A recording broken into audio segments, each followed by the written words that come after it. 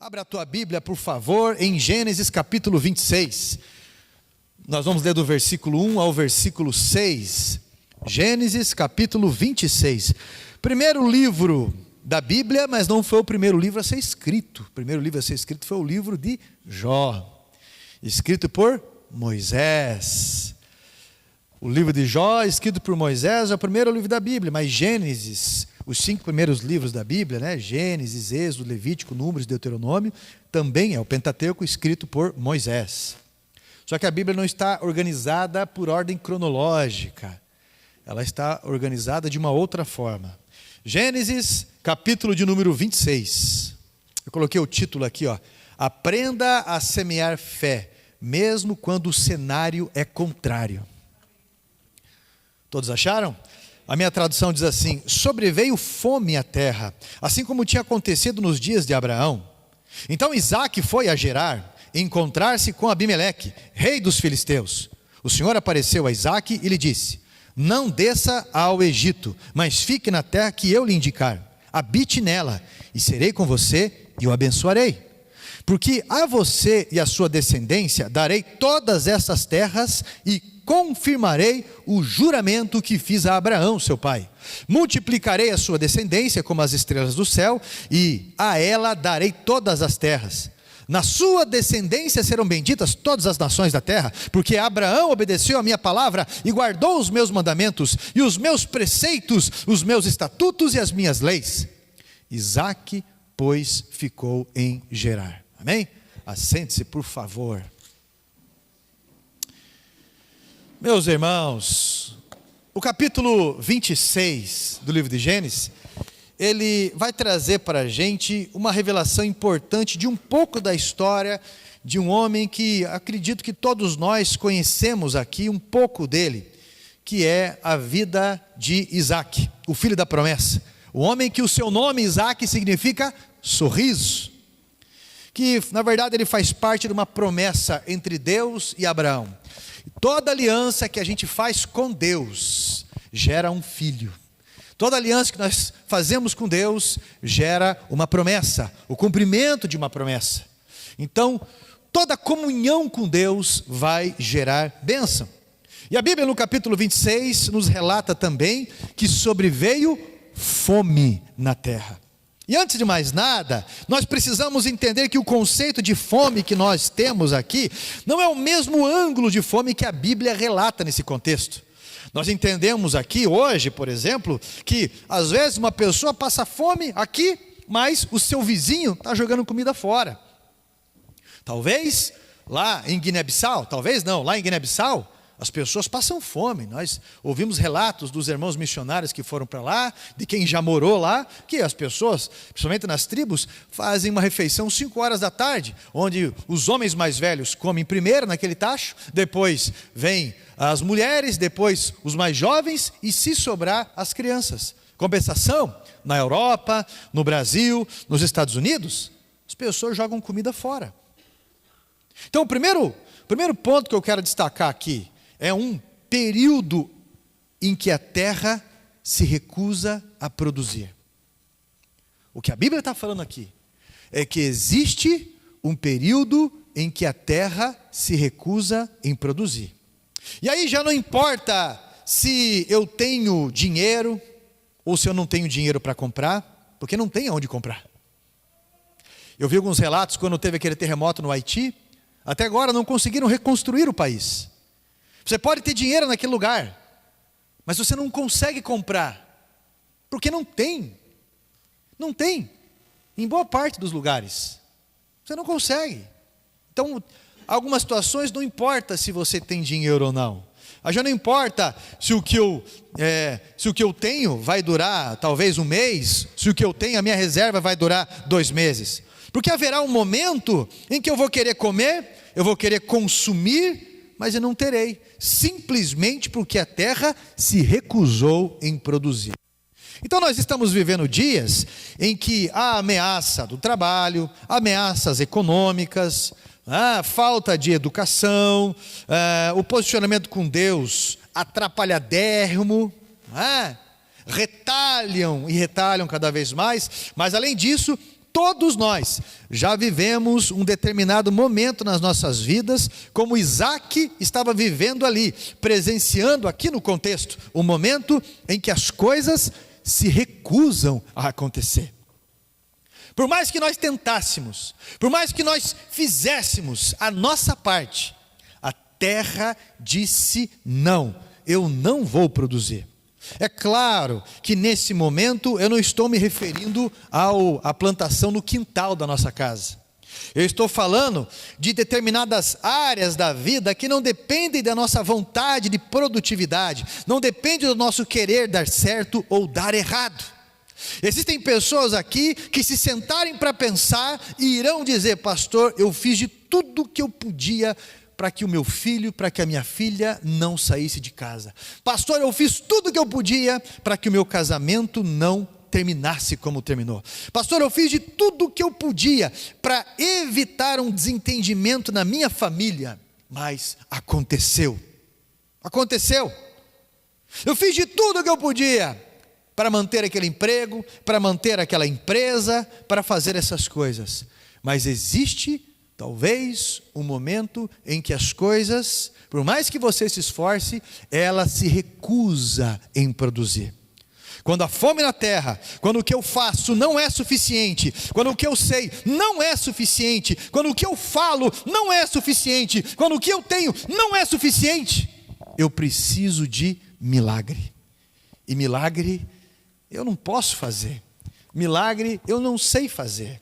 Mas você que está aqui hoje, meu irmão, você que está aqui hoje, minha irmã, nós que estamos servindo a Deus, nós entendemos que Ele é o Deus de milagre. O Espírito de Deus envia sempre no momento oportuno uma palavra para mim, uma palavra que você já identificou, você que está aqui, mesmo quando a terra diz não. A fonte da nossa provisão continua sendo Deus. A fonte da nossa provisão continua sendo o mesmo Deus que nos chamou, o mesmo Deus que nos deu a vida. Mas algo me consola aqui também.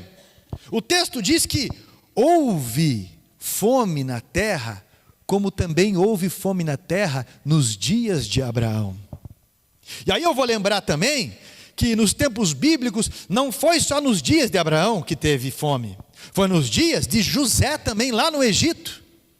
Nos dias de José também teve fome na face da terra, não é verdade? Um período que a chuva não caía, um período que a terra não era regada. Houve fome também na época de Elimeleque, também viveu período de fome. E nós vamos lembrar aqui também, meu irmão, que na época do profeta Eliseu, chegou ao ponto terrível em que uma mãe matou o próprio filho para cometer canibalismo, onde a cabeça de um jumento era caríssimo, onde chegaram ao ponto de comer esterco de pombo, e isso é bíblico. Isso me faz entender que mesmo num período desse, Abraão viveu, Isaque viveu, Eliseu viveu, Elimeleque viveu, e esses homens, na ocasião em que eles viviam, todos eles viveram, passaram por esse período difícil e sobreviveram. O Espírito Santo, ele me anima, dizendo que nós também já passamos por período difícil, em que não queríamos que as coisas terminassem, acabassem, não queríamos que as coisas se fossem, passamos por situações assim, e parece que na nossa cabeça rola um apagão, em momentos assim, não é verdade? Se você ativar a sua memória, você vai perceber que Deus sempre lhe acompanhou, Deus sempre serviu, Deus sempre supriu, Ele não mudou, como está em Hebreus 13:8, o mesmo ontem, hoje e eternamente. Eu quero que você coloque a mão no teu coração assim, eu quero que você feche os teus olhos nesse momento, isso, e eu quero que você pense em uma situação na tua vida que anda te frustrando, e eu quero que você, meu irmão, em alto e bom tom, você vai confessar assim: Deus vai fazer de novo. Diga comigo, diga de novo, Deus vai fazer isso, Deus vai fazer de novo, amém? Porque quando eu vivo o problema de hoje, eu coloco a mão na minha cabeça e eu penso assim: dessa vez é pior, meu Deus, eu nunca passei por nada igual. Aí você se recompõe um pouco quando você olha para a palavra de Deus, e você lembra que você passou por situações bem complicadas, não é verdade? E você vê que Deus lá em 2015 tirou você da UTI. Você vê que lá no ano 2000 você estava preso e de alguma forma Deus livrou você e sustentou você. Você lembra lá que em 1988 você estava desempregado, não sabia como que você ia fazer. Você lembra, meu irmão, que você tinha uma poupança e na época do Collor, o que ele fez? As tuas economias? Isso que não tinha bitcoins, não tinha Pix, não tinha nada, né? E foi facinho, ó, lambeu a poupança ali financeira de todo mundo na época, não é verdade? Então, você vê que Deus livrou você de tantas e tantas situações que pessoas não acreditavam que você ainda iria conquistar outras coisas.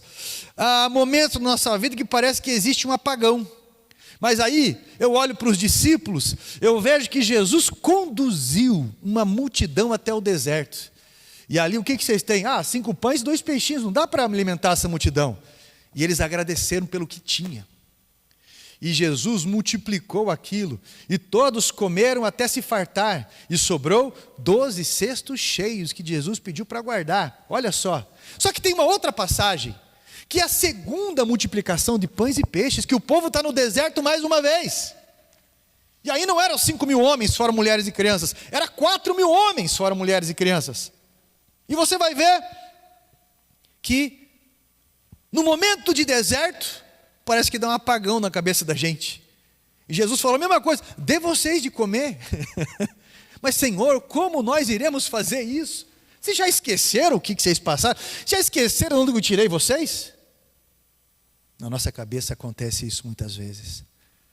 Nós precisamos renovar todos os dias o conhecimento da misericórdia e da graça de Deus. Teve uma vez que Moisés estava com aquele povo resmungão. Você conhece gente resmungona? Você conhece gente rabugenta? Você conhece gente que parece que foi batizado? Batizado no vinagre, batizado no concreto, usinado. Gente que foi batizado no limão. Não sei o que mais que é azedo aí, meu irmão. Mas olha, gente que foi batizado em coisa complicada, em churume. Misericórdia. Parece que nasce de novo, mas fazendo careta. Tudo que vai fazer, se vai pregar, se vai ajudar alguém, tudo é fazendo careta. Tudo é fazendo careta. É impressionante. Ou reclamando. E aí, a Bíblia diz que o povo de Israel era um povo de dura cerviz. Era um povo que Moisés fazia apelo. Mas eles não se dobravam aos apelos. Um povo de dura cerviz. Um povo duro de servir. Era sempre do seu jeito, com as suas reservas. E aí, meu irmão, de repente o povo chega para Moisés. Todo dia eles estavam bem alimentados, não estavam nem trabalhando para isso, vinha o maná. Olha só, Deus fez o mar abrir, Deus deu as 10 pragas para tirar o povo de lá. Moisés viu tudo isso. Deus livrou Moisés lá naquele rio. Deus sustentou Moisés lá em Midian 40 anos. Deus falou com Moisés lá através de uma sarça ardente. Deus fez as águas de mar, águas amargas, para que elas fossem doces, para que todo o povo bebesse. Deus feriu a rocha ali, para que todo o povo de Israel, próximo de 2 milhões de pessoas, bebessem água. Você acha que faltava sinal para Moisés? E de repente o povo chega para Moisés e de novo faz assim, ó. Trava de novo. Aquela cara anadegada, mais uma vez. O que foi? O que está emburrado? O que é? O que eu fiz dessa vez? É mais ou menos assim. Aí Moisés pergunta para eles e eles falam: estamos cansados de maná, a gente quer carne. A gente quer carne. Moisés foi falar com Deus: Senhor, o povo quer carne. E o Senhor de boa vontade fala: pois então eu vou mandar carne para todo esse povo. Aí Moisés, parece que ele está ironizando, parece que ele esqueceu de todos os sinais e milagres que Deus havia feito. Moisés fala para Deus: como que o Senhor vai trazer peixe lá do mar aqui para o meio desse deserto? Só para eu entender. E daí ele faz outra pergunta, olha só: como que o Senhor vai trazer um monte de boi aqui para degolar no meio do deserto para dar carne para todo esse povo? Deus só olha para ele e fala: Moisés, por acaso o meu braço está encurtado para que eu não possa fazer milagre de novo, para que eu não possa fazer sinais? Por acaso meu braço encurtou? Por acaso eu mudei? Deixa comigo. E Deus manda uma nuvem de codornas ali, uma nuvem de codornas. E aquele povo, meu irmão, por um tempão, eu não lembro agora se é 1 mês ou 2 meses, comeu carne até sair pelo ouvido, até sair pelo nariz, não é verdade? Meu irmão, Moisés fez o que às vezes nós fazemos, sofremos um apagão. E aí, parece que Deus nunca existiu, parece que Deus nunca salvou, porque a gente fica ali aquela ansiedade, aquele nervosismo, e culpando um ao outro: se não fosse você, se não fosse aquilo lá, por que eu fiz isso? Ah, meu Deus, e aquela tribulação, e aquela... Meu irmão, o mesmo Deus que nos chamou, o mesmo Deus que nos apacenta. A provisão, ela pode mudar a forma, mas o provedor é o mesmo. Deixa Deus apacentar o teu coração, apacentar a tua vida. Às vezes a situação, a terra, ou seja o que for, se recusa em produzir. Mas quantas vezes nós já experimentamos os milagres de Deus e a provisão de Deus? Quantas vezes, meu irmão, em toda essa situação, Deus fala para a gente como Ele falou para Moisés: ainda hoje, tu verás que a minha palavra se cumpre ou não. Coloca a mão no teu coração de novo, fecha os teus olhos. Isso. Pensa agora nessa situação que está tirando você da paz, que está frustrando. Diga comigo assim: Deus vai fazer, ainda hoje, Deus vai prover, em nome de Jesus, amém. O Salmo 42, verso 5, um salmo dos filhos de Corá, diz assim: por que estás abatido, a minha alma? Por que te perturbas dentro de mim? Espera em Deus, pois ainda o louvarei, a Ele, meu auxílio, o meu Deus. Davi, no Salmo 103, ele diz: bendiz a minha alma ao Senhor, e tudo o que há em mim, bendiga o seu santo nome. Não te esqueça de nenhum dos seus benefícios. E o que está dizendo aqui? Houve fome na terra como nos dias de Abraão, mas Deus disse para Isaac, está escrito, nós lemos: não desças ao Egito, fica no lugar que eu falei que é para você ficar, fica na terra que eu te disser. É o que está escrito ali. Aí é o segundo ponto dos 7 que eu quero passar para vocês. Segundo ponto: Deus, Ele é responsável pela minha vida enquanto eu estiver onde Ele me disser para estar. Não sou eu que vou escolhendo o caminho dizendo: vem e me segue, ó Deus. É Ele que vai à frente e diz: vem e me segue. É assim que funciona. E onde Ele pisar, eu piso. Onde Ele pisar, eu piso. Está escrito isso em Isaías 53, que pelas suas pisaduras nós somos sarados. O exemplo de Cristo, se caminharmos por ali, nós somos providos, apacentados, sarados. Porque o erro de Adão foi querer ser independente de Deus, foi subestimar a sua independência, foi subestimar a sua distância de Deus. Algumas pessoas ficam só rodeando porque querem só as bênçãos, mas não querem se sacrificar no compromisso, segundo a sua capacidade. Isaac fica, e se ele mandar sair, se a nuvem subir e se retirar, você segue a nuvem, porque não há sentido mais onde Deus não está. Não confunda Deus mandou eu sair com mágoa tua, com birra, com pirraça, com fuga. Nunca confunda Deus mandou eu sair com discordância de alguém. Nunca confunda isso. Presta atenção. Marcos capítulo 8, versículo 34. Aquele que quiser me seguir, aquele que quiser seguir os meus passos, negue-se a si mesmo e tome a sua cruz. Está vendo essa pessoa bonita do teu lado aí? Se não tem ninguém bonito aí, olha para cá. Não, eu estou brincando. Vai dar na mesma. Não é bonito não, nem bonito, é esforçados.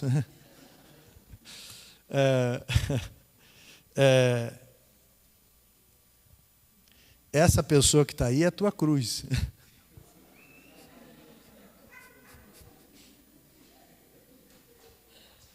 Como assim, pastor?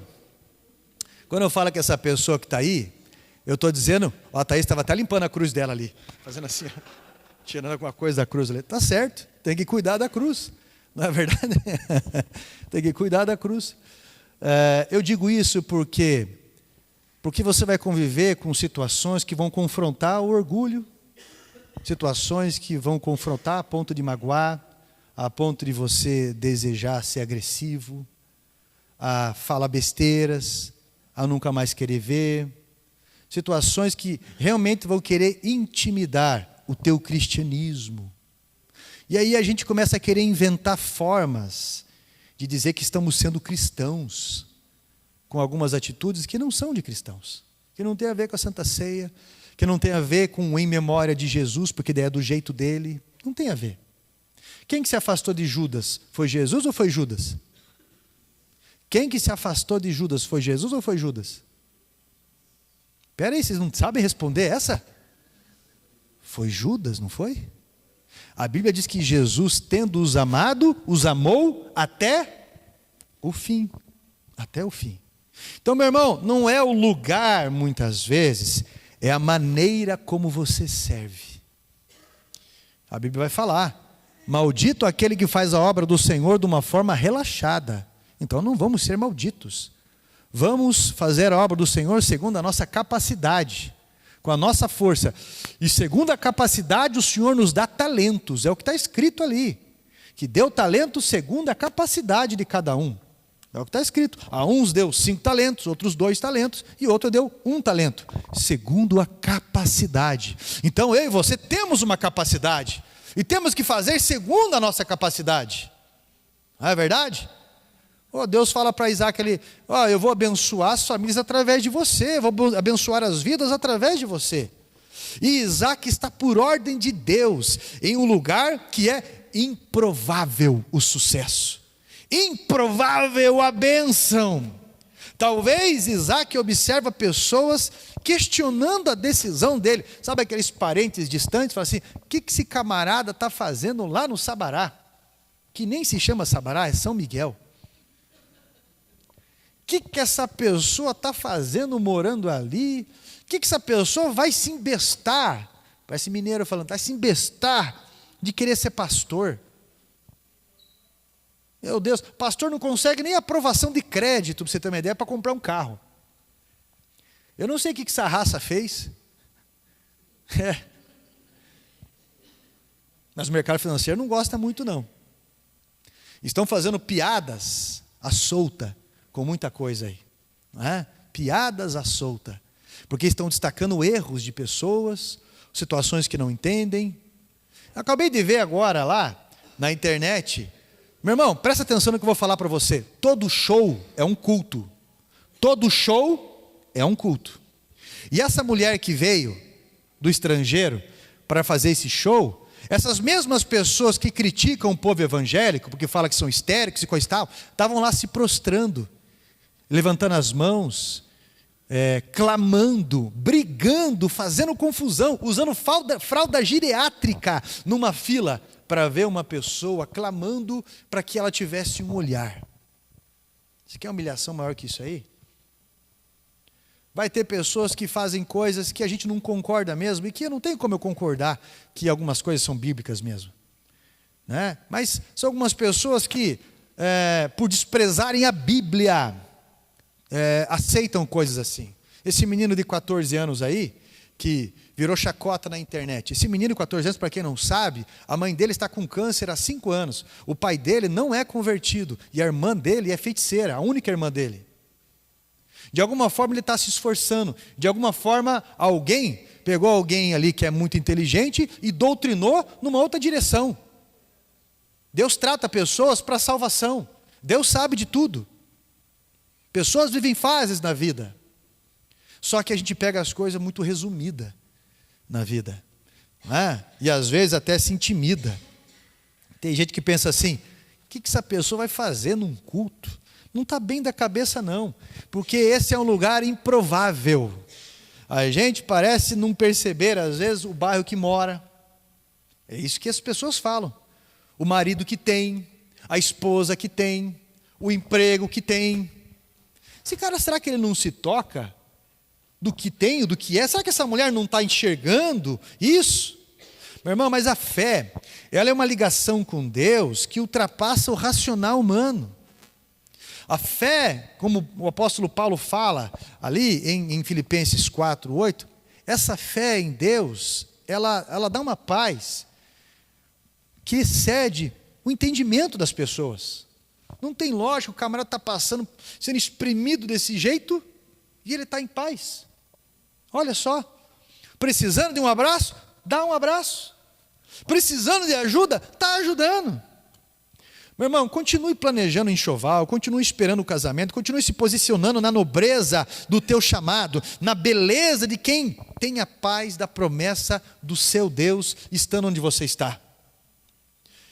É interessante que nós temos uma promessa seguindo essa que está na vida de José, lá no Egito, que quando ele passou por toda aquela situação, ele continuou a nobreza dele, quando ele casou com a filha do faraó, não lembro, sempre esqueço o nome da filha, Azar, não é Azapineia, Azenate, ele casou com ela e eles tiveram 2 filhos, o primeiro se chamava Manassés, o segundo se chamava Efraim. Manassés significa Deus sarou as minhas memórias, e o segundo Efraim significa Ele me fez prosperar no lugar improvável. Ele me prosperou no lugar da adversidade. Não é? Meu irmão, quando as pessoas vão olhar para Isaac, ali, vão perceber somente obediência em Deus e não estão entendendo o que está acontecendo. Mas com promessa, com bênção, Isaac também falha. Não existe uma pessoa na terra que não comete falhas. Isaac tem promessa de Deus, é filho da promessa. Isaac está no hall ali dos homens de Deus, um homem de Deus, mas a Bíblia diz que Isaac, quando ele desce ali para Gerar, ali na terra dos filisteus, ele acha que a sua esposa Rebeca é muito linda. E aí, quando ele chega naquele lugar, ele comete o mesmo erro que 2 vezes o seu pai Abraão cometeu. Ele mente. Ele diz que ela não é sua esposa, porque ele temia que matassem ele para ficar com a sua esposa. Você pensa, mas que baguala é esse aí? Pode ficar com a minha mulher porque eu quero ficar vivo. Que estranho. Não é? Então ele mente. Mas de alguma forma Deus fala com os responsáveis filisteus e fala, ninguém toca nela. Isso é, as pessoas decidem em resumir a nossa vida em um momento. E existem pessoas aqui que olham para um momento da sua vida e choram porque esse um momento parece marcar toda a vida. Se nós conseguimos tratar os nossos tropeços e os tropeços do nosso próximo de uma forma através do perdão, meu irmão, seria excelente. Porque geralmente nós contamos uma história vitoriosa de Isaac sem falar do tropeço dele. Ou de Pedro, ou de Paulo, ou de qualquer outro homem da Bíblia. Falamos da história vitoriosa sem falar do momento de fracasso ou tristeza. Não é? Olha só, meus irmãos. Tropeçou, mentiu, passou, arrependeu, ótimo. Nós precisamos entender o que está escrito em Mateus 7:1. Não julgueis para que não sereis julgados, porque com a mesma medida em que julgais, sereis julgados. Tiago capítulo 5 vai falar o quê? Que nós seremos julgados pela lei da graça. E o que é a lei da graça? Na mesma medida em que você medir, você será medido. Você perdoa? Eu perdoo, mas vai pagar um veneno comigo. Tá bom? Então Deus perdoa você, mas você vai pagar um veneno com Ele. Eu perdoo, mas eu quero distância. Tá bom? Deus perdoa, mas você vai ter distância de Deus. Nós precisamos entender que no final das contas, nós acabamos nos julgando. Isso é bíblico. Isso é bíblico. E aí você olha para a vida de Isaac, você entende que ele não é um momento. E esse é o terceiro ponto que eu quero falar. Nós não somos um momento, nós somos uma vida. Se fosse assim, Davi não passaria de um homem adúltero. Mas Davi, ele é o homem segundo o coração de Deus. Se fosse assim, Elias não passaria de um covarde que fugiu numa ameaça de uma mulher. Mas Elias é conhecido como o homem que não morreu, o homem que foi arrebatado através de uma coluna de fogo. Se fosse assim, Pedrão era chamado de Pedrão o covardão. Mas Pedro, meu irmão, olha, ele é um homem da promessa. E o homem humilde. Por quê, pastor? Porque ele não se achou digno de ser crucificado como Cristo. Então o crucificaram de ponta cabeça. Olha só. Nós não somos um momento, nós somos uma história.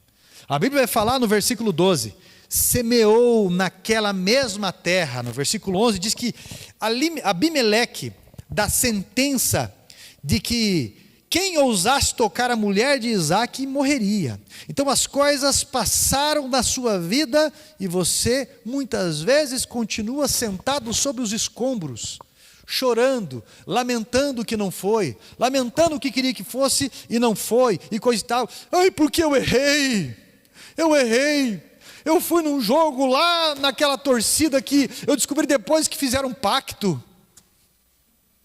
Eu tenho que tirar uma lasquinha. Meu irmão, volte a semear. Volte a semear naquilo que você quer colher. Porque você não é um momento. Você é uma vida. Quarto ponto. Você tem promessas. Então semeie nessas promessas, porque você colherá. Deus mandou Isaac ficar em Gerar. E porque ele tem promessa, Isaac semeia. Tudo que vem na mão de Isaac faz o melhor. Isaac se esforça e ele continua fazendo o melhor. Mesmo quando ele não vê os frutos ainda, mesmo quando as situações são difíceis, ele continua fazendo o melhor. Eu estava agora no congresso de diaconato, ali, quando o pastor Rogério pregou a palavra, ele pegou a palavra para me apresentar, e ele falou algumas coisas. Ele falou, eu já falei para o Carlos, falou na frente dos outros pastores titular, para de trabalhar desse jeito, cara, para de se matar e trabalhar desse jeito. Mas eu sei que não adianta, né? Porque eu também sou assim. Dessa vez ele falou, não adianta por quê? Porque quem acredita se esforça. As pessoas vão intitular você de uma série de coisas, mas os resultados vão aparecer na tua vida.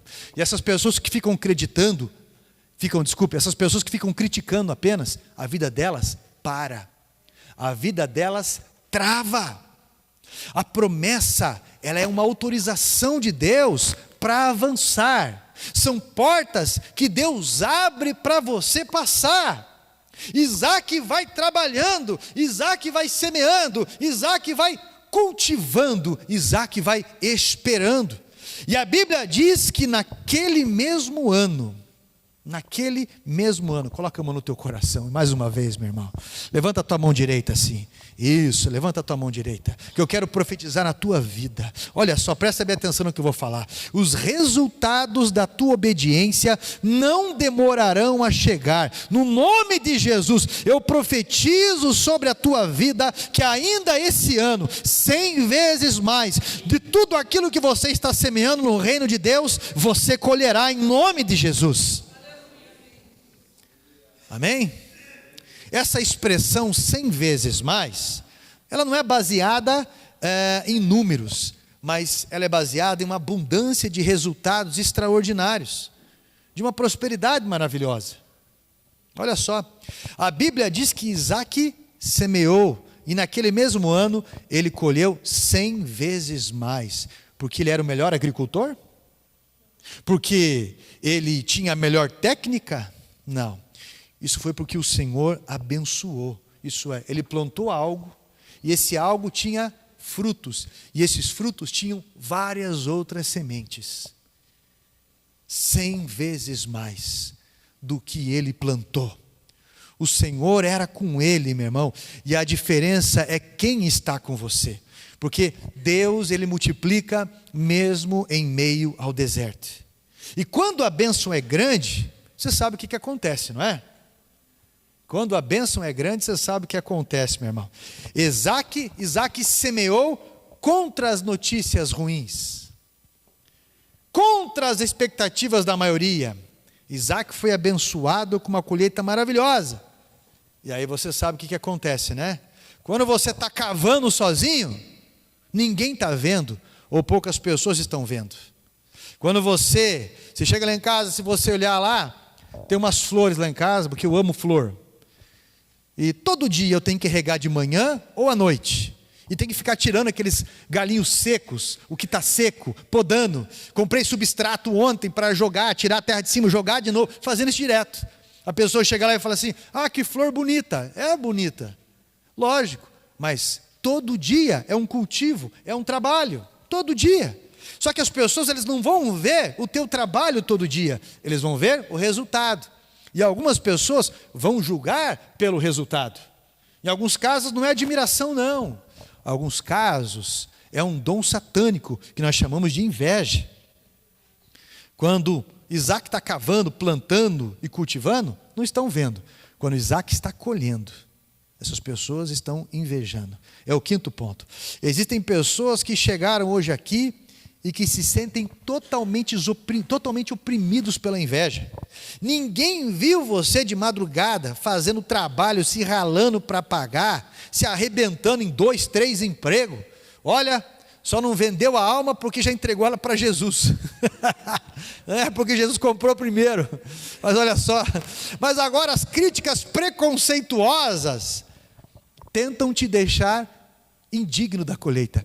Eu lembro uma vez que nós estávamos fazendo dreno aqui no terreno da igreja, e eu estava sujo de lama, até aqui, gente. Porque a praça aqui tinha uma torneira, bem do outro lado da rua, e as pessoas esqueciam aquela torneira aberta. E de repente a água vinha e ela empoçava na frente da entrada do terreno, fazia um lago ali. E denunciaram 2 vezes, dizendo que aquele lago que fazia aqui dava dengue. Mas para você ter uma ideia, eu não sei como, não me pergunte como, tinha até peixinho ali. Então os peixes comiam. E eu soube disso aí através da regional, que falaram para mim, e graças a Deus não deu nada aquilo na época, né? Mas eu falei, não, vamos mexer nisso aqui, vamos fazer um dreno. E eu lembro que eu estava mexendo nesse dreno, eu lembro que estava eu, estava o Sandro. Eu não sei se alguém estava mais no dia, não lembro se você estava, Jefferson, não. Estava. A gente estava do outro lado da rua, nós estávamos acho que uns 5, não sei se o Sadi estava.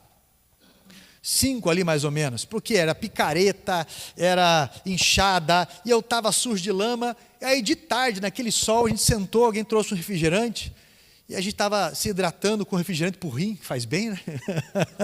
Estava ali tomando refrigerante, aí passou um grupo de mulheres, olhou para o tamanho do terreno da igreja, olhou uma placa escrito Igreja do Evangelho Quadrangular, elas passaram assim, olha o tamanho disso aqui, cambada de vadio, ladrão. O pastor dessa igreja, você lembra disso aí, Jefferson? Lembra? O pastor dessa igreja aí, ladrão, e começou a falar um monte de coisa. E aí, meu irmão, eu olhei para eles, o Sandro olhou para mim, eu olhei para mais não sei quem, um olhou para o outro, o que eu fiz? Dei risada. Eu não fiquei debatendo com aquelas mulheres, nem nada, não fiquei fazendo nada disso. Vá pelo caminho certo, Deus derrama graça, porque as pessoas estão falando coisas que elas não sabem, e você não precisa julgar elas por isso. Fique consciente, apacentado aí, mediante a colheita que Deus vai dar na tua vida, ou seja o que for. Porque existem pessoas que chegaram aqui que estão oprimidas por causa de inveja, comentário de um de outro, pastor, falam de você, pastor, a igreja, pastor. Meu irmão, vou te falar uma coisa, nós fizemos um trabalho evangelístico muito forte nessa igreja aqui, toda a vida. Porque desde o louvor, a mensagem, nós temos muito temor a Deus no trabalho que é feito, tanto financeiramente na igreja, o terreno em nome da igreja, a escritura, tudo. Mas ainda assim tem pessoas que fazem um trabalho contrário, que ficam procurando uma coisa ou outra, por exemplo, para fazer um evangelismo satânico, para dizer que não vale a pena ir, não vale a pena estar aqui, que o pastor, a igreja está atrás só de dinheiro, ou coisa desse tipo, sendo que nem assalariado, aqui eu sou, nem ninguém é assalariado. né? O dinheiro que vem para cá, vem para a igreja. Vem para sustentar aquilo que é da igreja, fazer o que é para a igreja, a obra da igreja. Não é? Mas existem pessoas que, o coração dessas pessoas estão nisso. E você não pode se deixar oprimir. Você tem que ficar no lugar que Deus falou para você ficar e fazer o que Deus falou para você fazer. Porque você vai ter a colheita disso. Amém? Olha só, não esqueça disso. Então, os invejosos, o que aconteceu ali? Enquanto a inveja está só no olhar, tinha até um personagem que fazia isso, né? Tinha um olhão assim, ele falava, que interessante, eu queria ter um terno como o teu. Já viu isso aí? Era um personagem, era o Zeca Pimenteira, não sei, acho que era Zeca Pimenteira, que daqui a pouco rasgava o terno do cara, ou coisa desse tipo. Mas, enquanto está no olhar, não tem problema nenhum. O problema é quando começa a ter atitude. E aí a inveja daqueles homens ali em Gerar, a inveja fez com que alguns tivessem a iniciativa de chegar perto dos poços aonde Isaac tinha, aliás, o pai dele havia cavado aqueles poços, e ele e outros, eles pegaram e começaram a entulhar aqueles poços, começaram a jogar paus, começaram a jogar pedra, começaram a jogar terra, começaram a jogar areia. Imagine só, Isaac prontinho, mais um dia indo trabalhar, quando ele chega, os poços dele, qual eles regavam, estavam todos entulhados.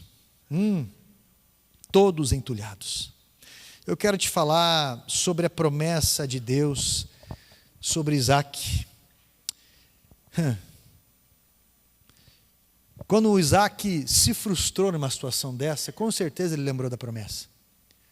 Ele deve ter ficado com raiva, ele deve ter se frustrado, ele deve ter falado, poxa vida, a minha vida é trabalhar, eu estou me esforçando, eu estou sendo honesto, qual o mal que eu fiz para essas pessoas? Por que essa ingratidão? Por que isso? Por que aquilo? E tudo mais. Não é fácil. Mas ele entendeu que foi o pai dele que abençoou ele com essa herança. Foi Deus que abençoou o teu casamento. Foi Deus quem abençoou o teu ministério. Foi o Espírito Santo da promessa, meu irmão, que tem dado sustento para a tua vida. Então a inveja, ela não tem sucesso, seja na mão de quem for. É maior o Espírito Santo da promessa do que o espírito invejoso desse mundo. Tacaram pedra, pau, decepção, traição, palavra dura. E às vezes você pode dizer assim, pastor, eu estou entulhado até a boca. Não me chame mais de Carlos, me chame de Mara, porque estou amargo. Conheceu pessoas assim, que vai falar e só que sai apenas amargura. No verso 16, quando os poços já estão entulhados, eles pensam que Isaac vai fracassar. Vão até Isaac e falam para Isaac, Isaac, sai de perto de nós, porque você se tornou mais poderoso que nós. Olha que confissão é essa, hein? Eles vão reconhecer, sem perceber, que a promessa de Deus está sobre você, de alguma forma. E Deus disse para ele ficar, não é para ele sair. Mas esse povo diz para ele sair. Você vai obedecer a quem? Tem gente, meu irmão, que chegou na igreja e estava com a vida arrebentada financeiramente, na família, na saúde, em tudo. Dizimava no inferno. Quando chegou na igreja, fez alianças com Deus em tudo. Deus abençoou com família, Deus abençoou com filho, Deus prosperou, Deus organizou a vida. Mas e agora? Literalmente, escutaram os filisteus. E saíram da promessa. Saíram do lugar que Deus falou que não é para sair. Eles vão reconhecer quando eles começarem a ver os resultados. E nós temos que estar pronto para que voltem. Eles vão reconhecer sem perceber, meu irmão. Isaac desce para morar no vale de Gerar. Ainda que seja no vale, meu irmão, eu não saio do lugar que ele mandou eu ficar. Isaac, humildemente, no vale, onde entulharam os poços, na obediência, mesmo triste, ele entende que esses poços, eles eram heranças. Alguém até lhe poderia ter dito, cara, cava outro poço, é mais fácil para você, vai do lado ali e começa a cavar outro poço, do que você ter que ficar tirando esse monte de entulho e pedra pesada e coisa desse jeito. Meu irmão, eu não sei se tem um poço entulhado na tua vida, eu não sei se ele vai voltar a funcionar como é que era antigamente, mas Isaac não desiste daqueles poços porque ele confessa que é a herança dos seus pais. Perceba que alguém pode te dizer hoje, depois de tanta pedra, depois de tanto entulho, teu poço nunca mais vai ser o mesmo, mas você precisa desentulhar esse poço e dar uma notícia para as pessoas ao redor. Porque chegam para eles, para Isaac e falam: agora que você desentulhou o poço, que nome que você vai dar no poço? E aí o que Isaac fala? Ué, parece que Isaac é mineiro, né? Ué, eu vou dar o mesmo nome que o meu pai deu. O mesmo nome que o meu pai deu. Esse é o 6º ponto. Deixa eu te falar algo. Um dia, meu irmão, Deus te deu uma herança para você ser pregador. Um dia, Deus te deu uma herança para você ser próspero, profeta, músico, diácono, intercessor. Continue sendo o que Deus te deu a herança para ser, porque não vai mudar o nome, porque não é um momento, você é uma promessa. Um dia já foi uma mulher de oração, um homem de oração. Hoje, essa pedra aí, ela tem que sair. Essa mágoa, ela tem que sair. Essa intimidação aí tem que sair.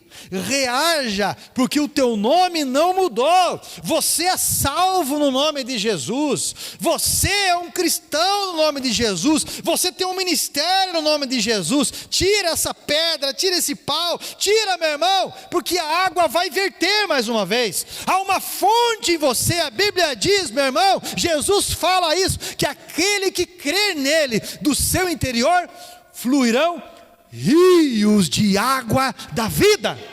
E as pessoas vão beber dessa água, as pessoas vão beber dessa palavra que sai da tua boca e que lava a vida, e que salva, e que purifica, e que santifica a vida. Tente até conseguir, porque Deus não te deu um monte de sinal na vida para você desistir, não é verdade? 7º ponto. Lembre-se da última frase de Deus para você, porque é ela que vai te sustentar no vale. Eu lembro da última frase que Deus disse para mim. Olha só, a provisão, olha o que Deus falou para mim. Um dia que eu estava na intercessão no monte, chegou uma pastora, me chamou no escritório, pastora que veio pregar, não sabia de nada, porque não tinha comentado nada com ninguém. E ela disse para mim bem assim, ó, se você precisa de alguma coisa de Deus, peça para Ele, e Ele vai te dar. Os provedores, Deus pode mudar, mas o provedor é Ele. E Ele sempre coloca alguém para te ajudar, naquilo que Ele acha conveniente. Lembre-se da última frase de Deus para você, porque é ela que vai te sustentar no vale. O versículo 24, Deus vem até Isaac, Ele lembra da sua promessa. Isaac permanece em Gerar, na região de Berseba, depois de sair do vale. Um dia Abimeleque, Ousate e Ficol, 3 representações políticas e fortes daquela cidade, como se fossem fazendeiros daquela região. Eles veem que não adiantou entulhar poço, não adiantou fazer notícia ruim, não adiantou jogar praga, não adiantou nada. Isaac não ficou com fitinha vermelha no carro dele, Isaac não colocou galho de arruda, ai secou, você viu inveja, pastor? É lógico, não tinha água, vai secar, né? Isaac não fez nada desse tipo de coisa, meu irmão. Ele apenas creu, continuou na sua postura, continuou obedecendo. Eles temem a Isaac, e aí agora eles querem fazer aliança com Isaac, aliança de paz com Isaac. Escute, meu irmão, é uma promessa de Deus. Deus, Ele mudará a tua sorte, mas tire as pedras, tire os paus, tire a incredulidade do coração, porque quando você crer, você vai fazer a super diferença onde você é semeado, porque todos precisam beber dessa água que jorra através da sua vida. Até os que lhe invejam procurarão ajuda, pedirão perdão. Eu convido você a lutar. Eu convido você a semear nas promessas, insistindo em ser a promessa de Deus onde Ele te mandou ficar. eu convido você a semear fé, aonde algumas pessoas dizem que é improvável. E eu lembro, e vou lembrar sempre isso, quando eu estava numa reunião de pastores presidentes, e chegou um pastor do alto escalão e falou para mim bem assim, daí Carlos, você está naquela igrejinha ainda? Eu falei, igrejinha? Aonde está dizendo? Não, lá naquele lugar, naquele bairro lá, Sabará. Isso, está naquele lugar, naquela igrejinha lá? Eu falei, eu estou lá. Rapaz, você não tem fé? Eu falei, eu não estou entendendo, cara. Eu quero saber se ele é bem cara de pau para falar. Eu não estou entendendo. Você não tem fé, rapaz? Aluga um lugar maior, faz alguma coisa maior, num outro lugar, veja bem. Eu falei, peraí, a minha fé, ela não é baseada no meu orgulho. A minha fé é baseada na palavra de Deus, onde Deus mandou eu ficar. E nós vamos construir uma catedral naquele lugar. Eu não sou apadrinhado de ninguém, meu pai e minha mãe aceitou Jesus comigo. Não sou apadrinhado de ninguém. Eu disse para ele, porque ele é. E eu falei, nós vamos comprar o lugar. Não quero saber de sair do lugar e pagar um aluguel monstruoso, depois ficar essa loucura toda aí. Eu não penso assim. Eu penso em algo para as gerações. A nossa ótica aqui é concluir aqui as salas de estudo, concluir essas coisas e trabalhar exatamente com as crianças da África. Essa é a nossa ideia. Reeducação. E agora nós estamos num período de libertação financeira. Por isso que aquelas pessoas que são presas nisso, o ouvido coça, dói. Porque precisa. Nós precisamos entender o que é missão, investimento em missão. Nós precisamos entender o que é semeadura no reino.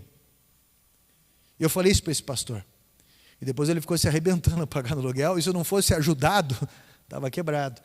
E tudo que nós fizemos aqui, meu irmão, de construção, compra de terreno, quitação, foi feito debaixo da promessa de Deus. Num lugar improvável. Num lugar improvável. Um lugar improvável. E eu lembro de uma das frases que uma profeta de Deus me entregou, quando ela disse assim, quando ela disse para mim assim, Deus vai prosperar você no lugar da tua adversidade. Eu sou o teu sustento. Aí as pessoas me perguntam, pastor, como é que você vive?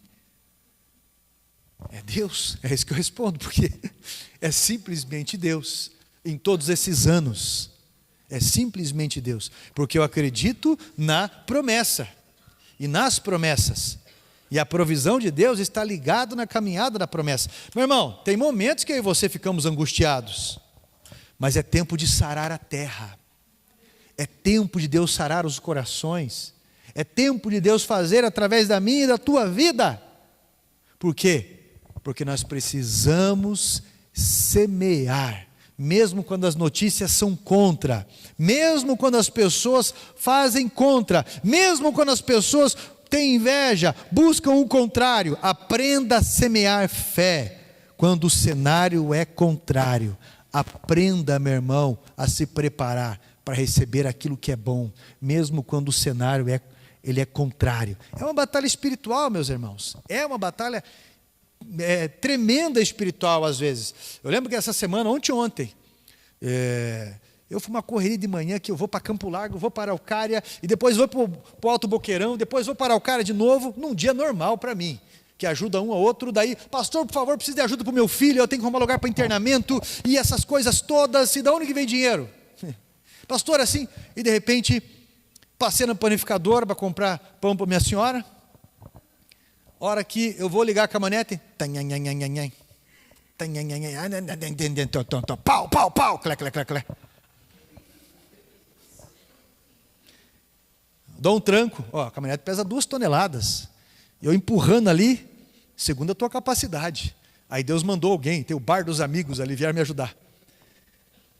Foi naquele decidão, que não tinha força. Falei, meu Deus, abri o capô, é esse filtro que está entrando no ar. Isso tem que ser meu mecânico, né? É esse filtro que está meio amassado, que já tirei outras vezes. Meu Deus do céu. Tentei tirar, não consegui. Falei com um irmão que conhece muito disso. Vieram 2 que já lidaram muito com isso. Não conseguiram tirar. Tinha um mecânico na esquina. O mecânico veio com a peça para tirar. O cara profissional. E eu nunca vi uma peça daquela. Aquela profissional. Colocou, não conseguiu tirar. Falei, meu Deus, o negócio é espiritual. E a família me ligando, pastor, ele quer se internar 4 meses na rua, e agora ele quer se internar, isso é um milagre, pelo amor de Deus. Falei, eu já vou, calma. Não, como que eu vou levar? Eu levo hoje, eu prometo que eu levo hoje, eu empresto um carro e levo hoje. O mecânico colocou, não conseguiu tirar. De repente veio um mecânico, tipo um super-herói, com uma talhadeira, com uma marreta.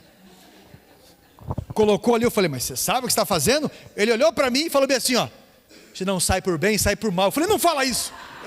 A hora que ele deu uma marretada, quebrou o bloco da caminhonete. O negócio que ia sair uns 35, 40 reais, saiu 300. Daí teu irmão que estava, eu vou buscar lá, eu falei, tem em tal lugar, foi buscar. E eu ali, meu Deus do céu. Entrei no bar, concorrente no bar dos amigos para comprar um ovo de codorna ali, que eu estava com fome. E estava rolando evangelismo naquele lugar. Meu irmão, e de repente ele veio com a peça errada. Volta o cão arrependido, vai lá de novo. E eu lá, e a família me ligando, e eu orando, meu Deus do céu, e o chimarrão acabando, e de repente, o néctar, e de repente, chegou com a peça, coloquei a peça, liguei a caminhonete, filmei, mandei para a família, falei, já estou indo aí. O rapaz me ligou, não venha mais, não vou internar mais hoje. Falei, rapaz, você não está entendendo que o negócio é espiritual? Só vou amanhã. O dependente químico tem dessa, né? Ele se sequestra e depois ele fica tentando negociar o próprio resgate dele. Ficou na rua. Aí eu fui para a oração, no outro dia, o negócio do trabalho da igreja aqui, acordei bem cedo, e café, esqueci garrafa de café em casa, mas comprei outras coisas, trouxe aqui, esperando que viesse um outro aqui, e de repente, não veio um, não veio o outro, não deu certo de um aqui, outro foi viajar, né? O outro não sei o quê, o outro aquilo. Falei, meu Deus do céu. Aí a família me ligou, pastor, o cara está aqui. Falei, então em 20 minutos estou chegando aí. Tá bom. Avisei aqui a Gleice. Quando eu cheguei lá, pastor, o senhor chegou aqui, ele falou que em 20 minutos dá para ele dar uma banda ainda. E eu fiquei lá embolorando. Daqui a pouco fui nas biqueiras que eu conheço ali. Daqui a pouco o rapaz chegou. Imagina só 4 meses sem banho. Estava cheiroso. Entrou no carro e foi daqui até a comunidade terapêutica querendo pular do carro. Eu sozinho, tentando com uma pessoa, tentando com outra pessoa para ver se podia ir comigo no carro, né? E daí a Gleice me avisou, amor, veio uma pessoa, desceu com o carro e subiu. Como vocês não estavam trabalhando, eu falei, meu Deus, já vai falar mal, pensei comigo. Todo sábado a gente está trabalhando. Hoje que aconteceu toda essa situação que é espiritual, mas Deus sabe de tudo. Deus sabe de tudo. Eu estou falando para você de um momento, de um dia, de uma situação. Graças a Deus, o rapaz que nunca foi internado, está lá internado. Internei 4, meu irmão, esses dias agora. Internei 4. Mas é toda uma tribulação, que ajuda um, que pega o outro, que é o dia inteiro isso. De alguma forma, Deus vai provendo. Deus vai fazendo. Mas escute, faça segundo a sua capacidade. Faça segundo a sua capacidade. E Deus vai te honrar segundo a sua capacidade. Não é? Você pode fazer mais. De alguma forma. No meio desse deserto, Deus vai multiplicar na tua vida porque você está semeando fé. E a nossa vida muda de uma hora para outra. De uma hora para outra a casa própria aparece. De uma hora para outra o grande amor da vida aparece. Não vi nenhum amém. De uma hora para outra, meu irmão, as coisas boas elas acontecem sim. As portas se abrem. Mas continue semeando. Deus vai honrar a tua fé. Se coloque em pé. O cenário não está muito legal? Pastor, o cenário está tão ruim, pastor, que o que eu comprei, se eu comprasse veneno para tomar, nem mal eu passava. Se eu comprasse tudo o que eu ganhei do meu salário em veneno e tomasse, nem mal eu ia passar. Só para você ter uma ideia. Meu irmão, semeie naquele que abençoa a tua vida. Eu tenho 2 coisas para te falar em cima dessa mensagem aqui. 2 coisas. Primeiro, desentulhe o poço. Tem alguma coisa na tua vida aí que te trava. Desentulhe o poço. E o segundo ponto que eu tenho para falar para você, semeie segundo a sua capacidade no reino de Deus. Semeie segundo a sua capacidade no reino de Deus. E você vai colher, meu irmão, muitos frutos. Eu tenho certeza dessas colheitas de Deus. Eu tenho certeza dessa graça de Deus. Amém? E quem fala mal, quem é dissimulado, ou inveja, deixa essas pessoas lá. E daqui a pouco vão temer, porque a tua vida avança.